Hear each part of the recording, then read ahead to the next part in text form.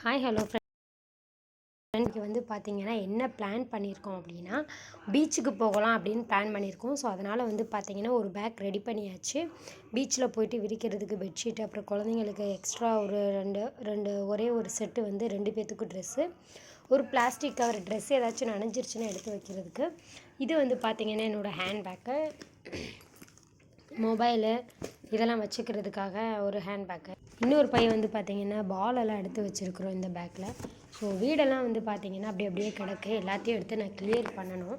அதுக்கு முன்னாடி வந்து பார்த்திங்கன்னா கிச்சனில் கொஞ்சம் வேலை எல்லாம் இருக்குது. சரி அதை முடிச்சிடலாம் போகிறதுக்குள்ளே அப்படின்றதுனால நான் என்ன பண்ண போகிறேன் அப்படின்னா கிச்சனில் இருக்கிற பாத்திரத்தை மட்டும் நான் வந்து இறக்கி வைக்கலான்னு முடிவு பண்ணிட்டேன். ஏன்னா எப்போ போயிட்டு ரிட்டன் எத்தனை மணிக்கு வருவோன்னு தெரியாது. ஸோ அதனால் வந்து பார்த்திங்கன்னா சாதம் வந்து குக்கரில் சாப்பாடு வச்சாச்சு. குழந்தைங்களுக்கு வந்து பால் எல்லாமே வந்து பார்த்திங்கன்னா இப்போ தான் காய்ச்சி வச்சேன். சுடுதண்ணி போட்டு வச்சாச்சு. பாத்திரத்தை விளக்கிட்டு கவுண்டர் டாப்பை மட்டும் க்ளீன் பண்ணிட்டோம் அப்படின்னா அந்த ஒரு வேளை முடிஞ்சிடும். ஹாலை க்ளீன் பண்ணணும். இதை ஃபுல்லாத்தையும் வந்து பார்த்திங்கன்னா க்ளீன் பண்ணுறதுக்கு எப்படி ஒரு 1/2 hour ஆகும். ஸோ நான் வேலையெல்லாம் முடிச்சுட்டு வந்து கரெக்டாக வந்து உங்களுக்கு போகிறப்ப வந்து நான் காட்டுறேன். வீடெல்லாம் வந்து பார்த்திங்கன்னா ஓரளவு வந்து க்ளீன் பண்ணி முடிச்சாச்சு.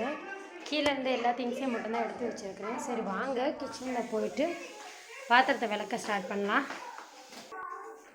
அவ்வளோதான் ஃப்ரெண்ட்ஸ், கிச்சன் ஒர்க் எல்லாமே வந்து பார்த்திங்கன்னா முடிச்சு வச்சு சாப்பாடு வெந்துருச்சு. இனி வந்து பார்த்திங்கன்னா நான் மட்டும்தான் ரெடி ஆகணும். ஸோ நான் ரெடி ஆகிட்டு வந்து உங்கள்கிட்ட வந்து நான் காட்டுறேன்.